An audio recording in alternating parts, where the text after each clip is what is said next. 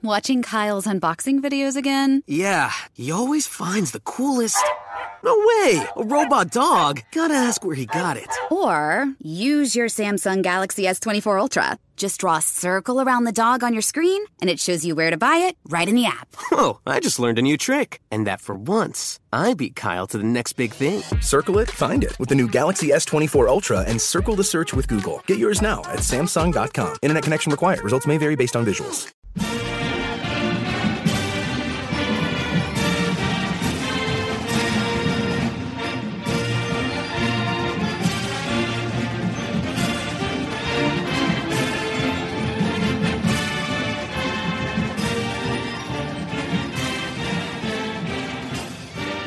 Hello, Duke fans, and welcome to episode 318 of the Duke Basketball Report podcast. It is now Thursday morning, June 3rd, 2021. It is the day after we found out officially that Coach K is retiring at the end of next season and Jon Scheyer is becoming head coach. When we last spoke to you, this was yesterday afternoon around 3 or 4 o'clock. We had heard the rumors. Everyone was talking about it. All the major media had reported it, but Duke had actually not put anything out officially yet. Now, with a few very colorful and cool graphics from the social media team over at Duke Basketball, we know officially that Coach K is retiring and that Jon Scheyer is taking his job. So we have a little bit more to say on this today before we get press conferences from Coach K and from now Coach Scheyer. So I am your host, Sam Klein. We still don't have Donald, unfortunately. He's okay, but he just wasn't able to make it, and there's too much to talk about. So he was able to record last night a few sound bites that we are going to be able to play here and react to on the show. But I do have Jason Evans here. So Jason, good morning. It has been a whirlwind, and it feels like we have to keep talking because there's so much to talk about. You know, there is an ancient Chinese saying that says, "May you live in interesting times." Oh, wait, I'm sorry. It's not a Chinese saying. It's a Chinese curse. Duke fans have been living in interesting times for the past 24 hours, Sam. Interesting indeed. And when we were talking yesterday about this, like the three of us were chatting. So I'll take you back. Here's the behind the scenes. Yesterday morning, or I think it was actually even a couple days ago, we were saying, "Oh, we're gonna podcast this week. Here's what we're gonna talk about." We had topics yesterday about the fans and the Olympics, and the Olympics. So the survey. They were right. They were all topics that we wanted to get to, and they all were varying states of needing to be bantered about immediately. But we were like, we haven't done a show since last week. Let's get on and talk about it. If nothing else, just to say hi to each other and to say hi to you all, the listeners, because there's not really much else going on right now. And then the whole bottom dropped out. But before that happened, the three of us were saying, "Oh, we should do at least one show this summer speculating about Coach K's retirement." And not necessarily when it's going to happen, because it's been so many years that we've been thinking that it's 3 to 5 years away. So not, oh, it's going to happen next season or the following season, but who's kind of in line? Like, let's take a look at the Coach K coaching tree and who might be outside the coaching tree that might be a candidate. I made a comment to the group. I said it would be fun to do a look back at this, because if we were doing the show 10 years ago, we would say, "Oh, well, the front runner is probably Johnny Dawkins. Tommy Amaker's on that list. Steve Wojciechowski and Chris Collins, maybe they'll get head jobs someday. And maybe if it happens further down the line and like Johnny Dawkins stumbles, like it'll probably be one of them." Jon Scheyer was still in school. So like, who would have even predicted that he was going to not only be an assistant, but even be good enough to have taken over this job? So I said, it would have been fun to do that speculation. And I even said, and it's funny, if we did the show today and we said, what's the speculation today? I guess Jon Scheyer is the front runner because he is the lead, associate head coach here. And so if they're just going to promote somebody, then it'll be him. And then lo and behold, like a few hours later, he got the job. So we have to talk about, so there's so much to talk about. Yeah. Today. We're going to get a hello greeting from Donald in a second, but what we're going to do today on the show is a little bit about the process of how Duke basketball got here, or at least how we think they got to this point. And then we're going to save some of the conversation about Coach K's legacy and all of the ridiculous numbers and accolades that he is going home with.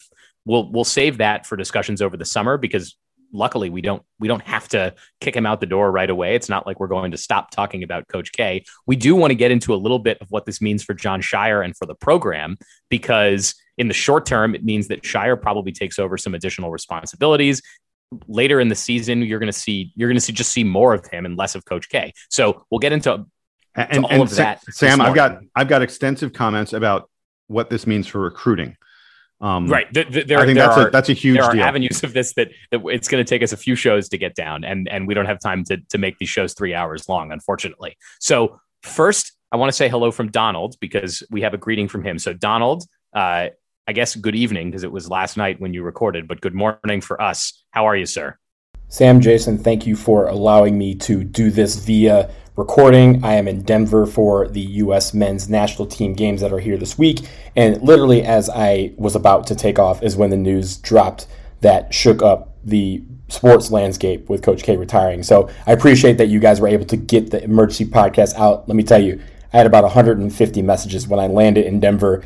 90% of them were people talking about this, and a lot of them were asking, where's the podcast? So I appreciate you guys got that out super quickly, and apologies for my absence for this one. It's Sam, as you put it yesterday, it is always the busiest time when the busiest news drops that shakes up everything. So we're all doing everything at the same time. I'm trying to balance two things at the same time, three things really. So I appreciate you guys were able to record this, and apologies for everyone out there for my absence. So that was greetings from Donald. It's nice that we have him here. So Jason, I'll ask you this first question, and I'll make it kind of broad. Take this however you would like. How did we get, let's go back to, it's early March. The team is kind of up and down. There's no fans. It's not clear that Duke is going to make the tournament, and very soon the team is going to find out they're not making the tournament. How did we get from early March to here in early June, where Coach K is announcing his retirement for next summer and Jon Scheyer is going to be the head coach? And by the way, unlike the way that the UNC search went about a month and a half ago, the news came out all at once. It is Coach K is leaving, Jon Scheyer is getting the job. There's no search committee. There's no talking to different various parties. It's just happening. And that's not, I'll start this off by saying that's not a commentary on which one is the right way to do this, but how did we get from March 2nd to June 2nd of this year? So the honest answer is I can't tell you definitively. I think Mike Krzyzewski is the only person, and we will hear from him later today, but Mike Krzyzewski is the only person who truly knows exactly how the decision was made and why it was made. The most obvious reason is that he's 74. He's going to be 75 in February. And Mickey would like to have some time in retirement to do things other than travel around to basketball games. So, and I don't blame her one bit. I'm in my mid 50s. When I'm in my mid 70s, I don't want to be going to AAU tournaments in the summer and traveling to Blacksburg, Virginia for a game against Virginia Tech. So I don't blame Mike Krzyzewski for deciding it was time.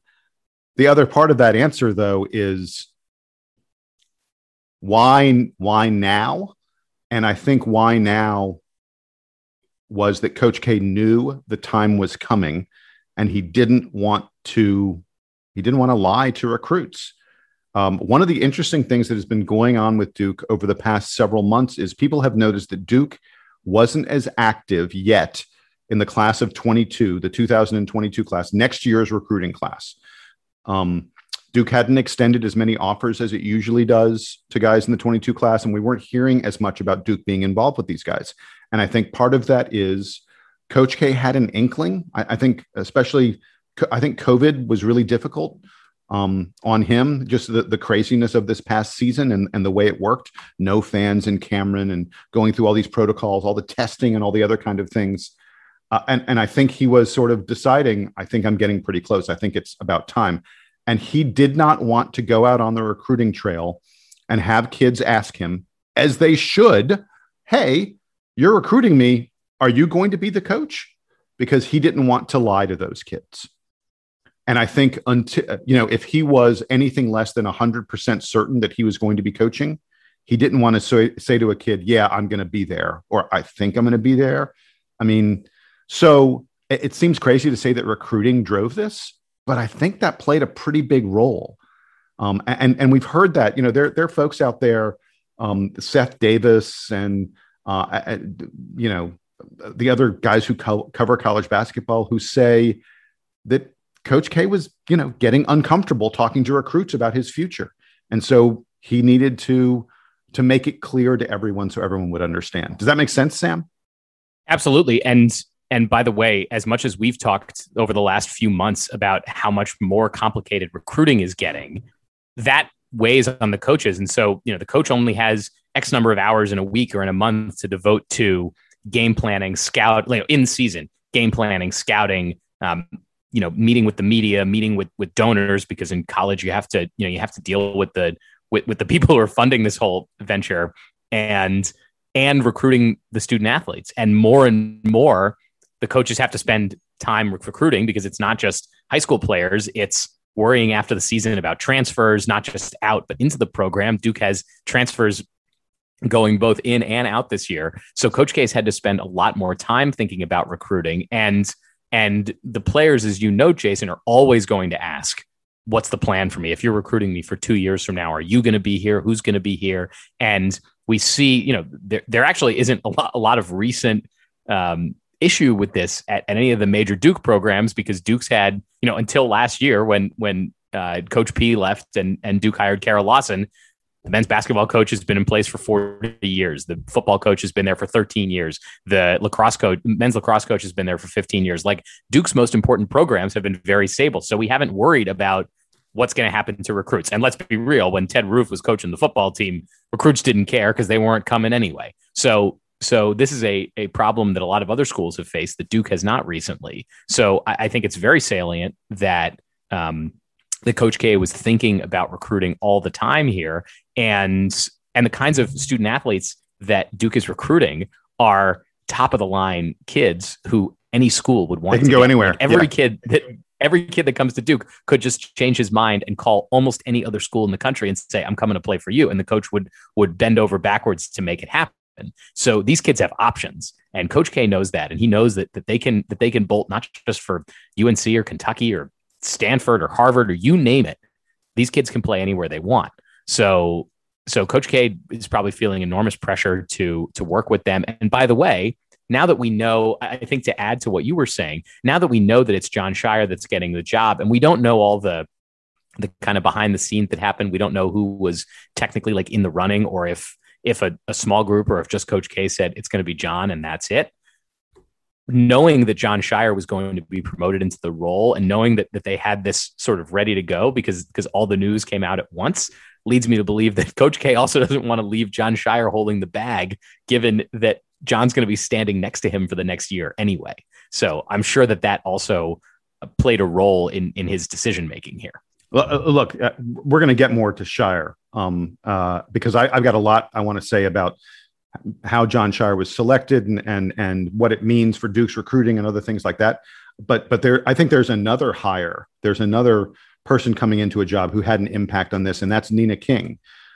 Just in the past couple of weeks, we found out that Nina King is being elevated to become the athletic director at Duke. And the timing of this, announcing this just before she comes on board, I think is an ideal scenario for Nina King. When she was announced, we had a whole podcast, Sam, where we talked about the fact that she was going to have to replace Coach K. She's going to have to replace Coach Cutcliffe. These were the most significant, important things sort of on the plate for her. And I think it matters that this was taken off of Nina King's plate. Not to say there's a lack of confidence in her, not to say that, look, she did a great job in hiring Kara Lawson. I have absolute confidence that Nina King would be fabulous at finding a new Duke coach.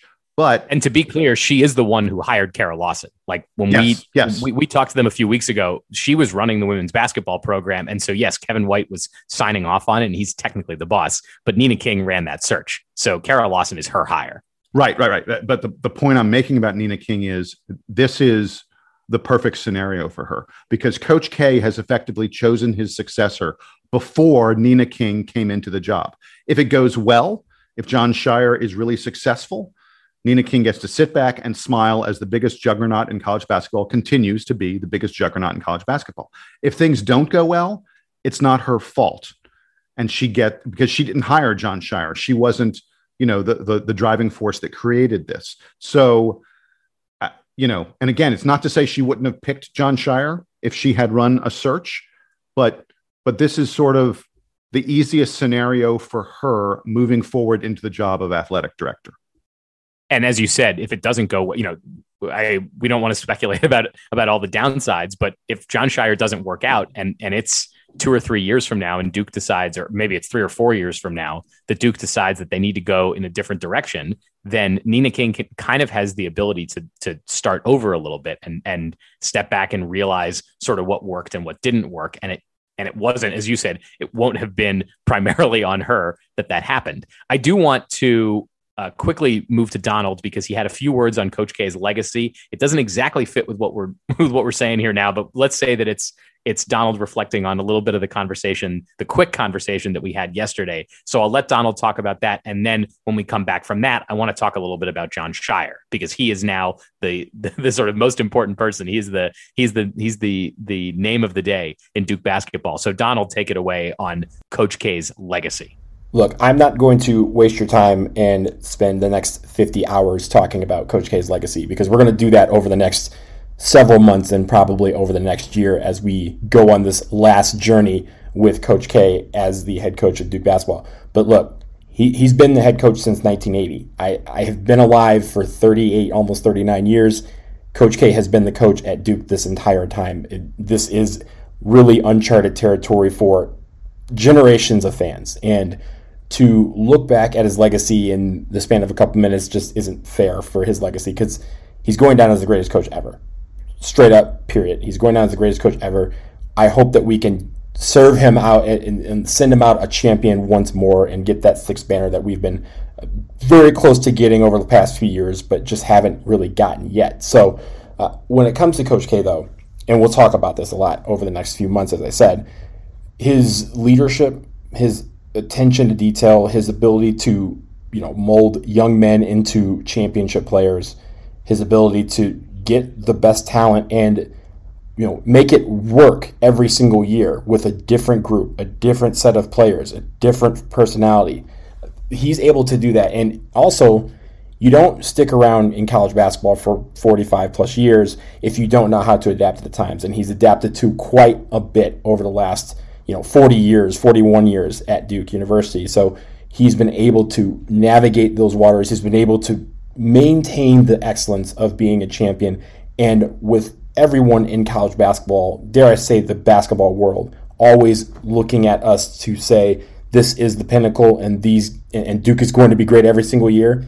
He's managed to make Duke great just about every single year. So I'm not going to be able to put it into words in a couple minutes, so I'm not going to try. But over the next few months, I really do hope to get to the root of Coach K, the man, Coach K, the legend, Coach K, the coach, Coach K, the person who I've had interactions with, and I know we'll share some interactions that we have personally had with Coach K over the next few months. But to sum it up, he's the greatest of all time. He's going down as the greatest of all time, and I am so honored to have been an alum of this university and being able to sit literally inches away from one of the greatest coaches that sports has ever seen. So thank you, Donald. Jason, quick reaction to that, and then I think we'll take a break and talk a little bit more about Coach Scheyer. Donald talked a little bit about,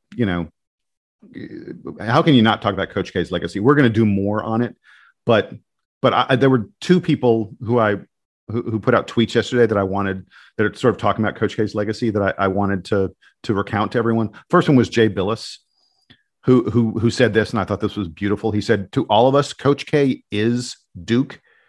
And Jay added that Coach K has been the most meaningful relationship that all the former Duke players have had in basketball. Think about that.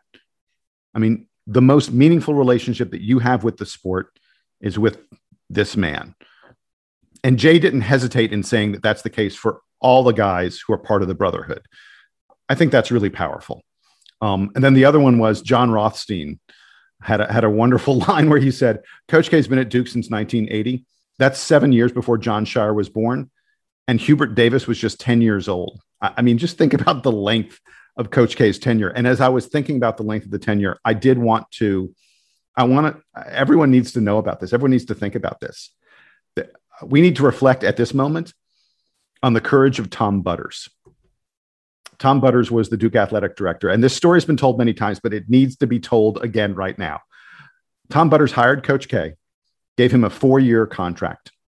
And at the end of year 3, Coach K's team had gone 10-17 in year 2, and then 11-17 in year 3. They were 11-17. They'd gone 3-11 in the ACC. They had played in the ACC tournament and been blown out by like 40 points by Virginia.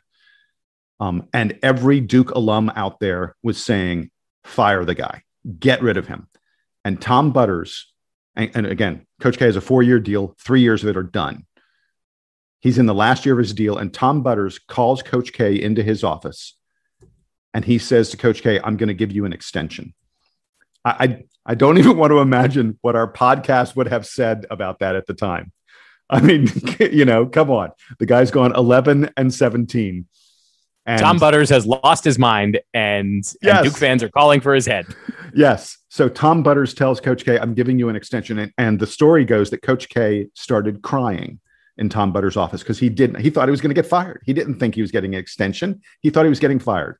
And Tom, and he said, Tom, you really don't have to do this, because Coach K thought he was going to have a good 4th season. And Tom said, no, Coach, on the contrary, I need to do it, and I need to do it now. And he gave Coach K an extension, and Duke went 24-10 that season. They made the first of Coach K's NCAA tournaments. And with Coach K at the helm, not counting the year that he got injured and wasn't there, Duke would make the next 35 consecutive NCAA tournaments. So, yeah, we're reflecting on Coach K, but Tom Butters. Nearly 35 consecutive, but it's fine. Well, I'm excluding the year that he got hurt. I'm saying with Coach K at the helm, with Coach K coaching the team, they made 35 consecutive NCAA tournaments. It's truly amazing. And so I just wanted, as we are all looking back a little bit, I wanted to talk about Tom Butters and the courage that Tom Butters showed and the foresight to give a guy who had a losing record, who was struggling, an extension at a time when everyone was saying it's time to fire him. So we'll have no shortage of discussion like this about the Coach K legacy as the months roll on here, now that we have heard this announcement. But I want to take a quick break. And as I said before, we are going to talk a little bit about Jon Scheyer and his stepping into the head coaching role at Duke men's basketball. So stick around. We will be right back.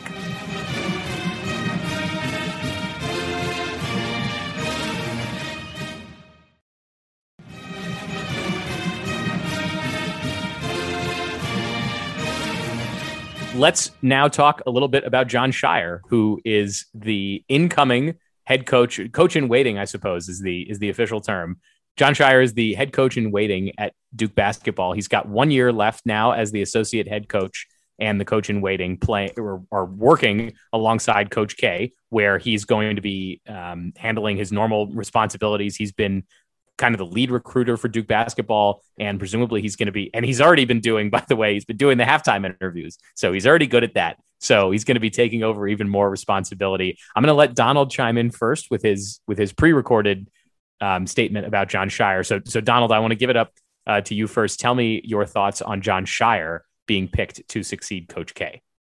So the thing about Jon Scheyer is that when I heard he was going to be the next coach, most of the texts that I got were about having an emergency podcast and just talking about Coach K retiring. But a lot of people were already selling the notion that Jon Scheyer is the man that is right for this job. And I'm here to tell you guys, it's hard to sell that. And I think Jon Scheyer is going to be a great coach.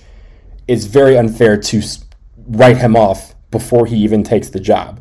He has a year to learn under Coach K and to be prepared to assume the role in April of 2022. He has still several years of experience as an assistant. He's been our best recruiter. He's been our head associate coach for all this time. And really, when it comes down to it, Jon Scheyer is ready to lead this team. I'm sure the players are behind him. The fans need to get behind him too. And I'm not surprised that they moved so quickly. It seemed like this obviously was something that was that Coach K was thinking about doing, and so the process was put in place. A lot of people talk about coach in waiting and how that never works out. is unfair to say that it's not going to work out for Jon Scheyer, because if you're going to think he's going to come out the gate, picture perfect games and winning national championships year after year after year, that's an unfair expectation. So I think when it comes to Jon Scheyer, everyone needs to let Jon Scheyer be Duke head coach Jon Scheyer when that time comes, and to not write him off so quickly. I think if you do that, you're doing that at your own peril. I think Jon Scheyer is going to be a great coach, and I can't wait to see him grow into this role. And really over the next year, seeing how he manages that responsibility of knowing he's going to be the guy, and how he interacts with the players, how he works the recruiting trail. A lot of these things that are open back up, he is right to be able to handle all these things. And with the staff that we already have, he's going to be inundated with advice from everyone, and he doesn't need mine. So when it comes to Jon Scheyer, I'm excited. I'm ready to see him blossom into that role. Of course, we can all wait a year. We can send out Coach K a champion and then bring in Jon Scheyer. But I'm really looking forward to seeing what he can do. And I'm blessed that he's a friend of the podcast. He's been on this podcast before. And to now know that we have interviewed what will soon be the next coach of Duke University, it means a lot. So congratulations to Jon Scheyer. Congratulations to Duke for making this an easy slam dunk hire, and for it to not draw out the process and really weigh it down. Duke hit a home run with this. Nina King is going to step in and become the AD, and now we have a new head coach in April of 2022. Jon Scheyer is going to be the man, and I'm looking forward to seeing him in that role. All right, Jason, I'm going to throw it to you, and I'll tee it up to you this way. There are a number of Duke alumni, who are working in basketball as head coaches, as front office people, as whatever it be in college, in the NBA.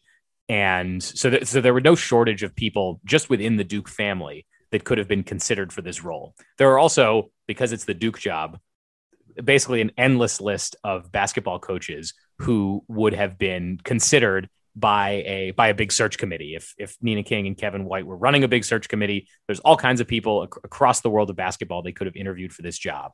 But they basically promoted Coach K's right-hand man, the guy who's been sitting next to him for the last few years on the bench and has been effectively the kind of lead associate head coach for Duke, although he was working alongside Nate James the last few years. Nate James, of course, now the head coach at Austin Peay.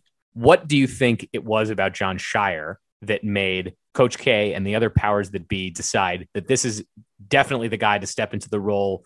No public search, no period of waiting, just boom, we're here now. How did we get to Jon Scheyer? I think, first of all, it seems crazy that to come back to recruiting again, but Duke is a program, because of the nature of all the one and dones that Duke tends to recruit, because we operate at the very deep end of the recruiting pool with the most elite recruits. Duke needs to restock every single season through recruiting. And first of all, Jon Scheyer is going to be he's been an incredible recruiter for Duke. I mean, you can go out there and find the list of the guys that he was the lead recruiter. It's Jason Tatum, it's Zion Williamson. You go on and on and on. Most of the Paolo Banchero, most of the top tier recruits that Duke has gotten the past half decade or so, where Duke has been truly dominant in recruiting, Jon Scheyer has been the guy who took the lead on those recruits. He wasn't the closer. We heard from Paolo himself that Coach K is the guy who came in and sealed the deal, but Scheyer set the table, set the plate. But the point about recruiting is this. I think that Duke felt like when they went out to talk to kids in the 2022 class, because Duke has to recruit the 2022 class. We know we're going to lose guys. We know we will have positions that need to be filled. So we had to recruit the 2022 class. And when we go out to talk to them, we needed them to know who was going to be the coach next year. And so it needed to be someone who we could name right now. And I think that's a lot of what worked in Jon Scheyer's favor. And then the other thing that works in Jon Scheyer's favor, and this seems kind of weird to say, because Duke has there are a lot of Coach K's tree who are successful, but there's no obvious name. I mean, compare this to UNC. When Dean Smith stepped down, yes, he put Bill Guthridge into the job, but but it was widely assumed that Roy Williams would be next. Roy Williams was incredibly successful as a head coach when he left UNC. And he was a clear, obvious choice to take over the Carolina program. It took them a little while to get to him. It took the Bill Guthridge years. It took the Mac Doherty years, but they then got to Roy Williams. There's no one like that in the Duke family tree right now. There just isn't. I mean, we've heard that Tommy Amaker was considered for this position. We've heard that Johnny Dawkins was considered for it. But Tommy Amaker had some problems when he was at Michigan. It wasn't like he was unbelievably off the charts successful. He's done well at Harvard, but it's not like Harvard's making the tournament every year. Johnny Dawkins, frankly, struggled at Stanford. He's had a couple decent seasons at Central Florida, but not, he's probably in a little bit of danger there. His past couple of years have not been good at Central Florida. There aren't a lot of other names that stick out there. To me, the most obvious one would be Quinn Snyder. And I was, if you'd asked me, a few weeks ago, I probably would have told you Quinn Snyder was my pick for the job. But Quinn Snyder is in the midst of coaching the best team in the NBA right now. And getting a guy to come from the NBA to college is not easy. And I've heard through the grapevine that Quinn and Coach K, it's not that they aren't close, but they're not as close as Coach K is to some of his other former assistants. Part of that may be that Quinn is in the program and most of Coach K's other assistants are still in the college game. But the bottom line is there was no obvious pick. And if there's no obvious pick and there's a guy who's right next to you at that moment, a guy who understands what's going on in the world of recruiting and college ball, he makes a lot of sense. So it's interesting because Jon Scheyer doesn't have the head coaching experience. And I think it's easy to look at that hire, especially if you're outside the Duke program. I think it's very easy to look at this hire and say, they hired a guy with no head coaching experience. He's only in his 30s.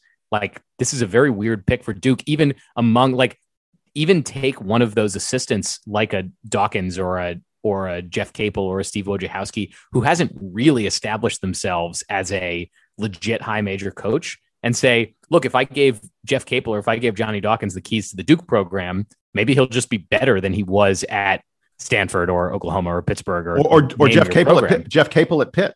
Yeah, right. Give any of those guys the job and they probably succeed. Jon Scheyer just happened to be in the right place at the right time to get this role. You could look at it that way, and you could say, I think not unfairly, that this is a weird pick for Duke, but being inside the program and looking at the impact that Scheyer has made over the last few years, and as much as we've heard from him and about all the stuff that he's doing for the program, it's particularly on the recruiting front. It seems to make a lot of sense to us. He'll have Nolan Smith there to be kind of his right-hand man in all things recruiting and game planning and stuff. And it's also interesting to me because the legacy of all these former players go back, obviously, decades, right? Johnny Dawkins played for Duke before I was born. And so it's easy to say, oh, well, you could pick someone from any of Coach K's glory years and say, someone from around the 2001 time or someone from the early 90s or someone from the mid 80s, like Johnny Dawkins is. You could pick guys from any of these eras to sort of represent the best of Duke basketball. There's something to me that says that Coach K's got a little bit of his finger on the pulse here about where things are going, to pick a guy who's a little younger and who has won as both a player and a coach a little bit more recently. So I like that when I first heard that Jon Scheyer was the pick, I thought, there's going to be a lot of holes that you can poke in this. But as I'm thinking about it more, and I think there's a lot more we can say about him, the more I think that it actually makes a lot of sense for where Duke is right now. And that, yes, Scheyer gets a little lucky here that he was in the right place at the right time. But I think it makes the most sense for where Duke is as a program right now. And think about this, Sam. Anyone who's hesitant about Jon Scheyer getting this job, anyone who feels like, I'm not sure he's ready for it. None of us know Jon Scheyer's capabilities for this as well as Coach K does. I thought about this last night, and this is why I feel really confident that Scheyer is going to be very successful. The fact that they named him so quickly without a lengthy search tells me that Coach K is 100% confident about this. This is the most risky move they could make. They hired a youngster who's never been a head coach anywhere And they did it quickly and definitively. I mean, we heard that the board of directors of the university met yesterday to approve this. I mean, that's how fast this happened. It speaks volumes to how certain, and I don't mean confident, I mean certain, that Coach K and everyone around him are about this being the right move. Coach K loves Duke, and he cherishes the fact that he has built the most elite program in all of college basketball at Duke. There is a 0% chance, there is no way he would leave that program in the hands of someone that he did not have absolute confidence in. Coach K's legacy is now tied up in Jon Scheyer's success. If there was a lengthy search, if there were other people involved in picking his successor, then it's not part of the, yes, everyone would think that Coach K had a role in it, but it's not, part of Coach K's legacy. I believe that selecting Jon Scheyer the way he did, and make no mistake about it, this very much feels like Coach K selected him.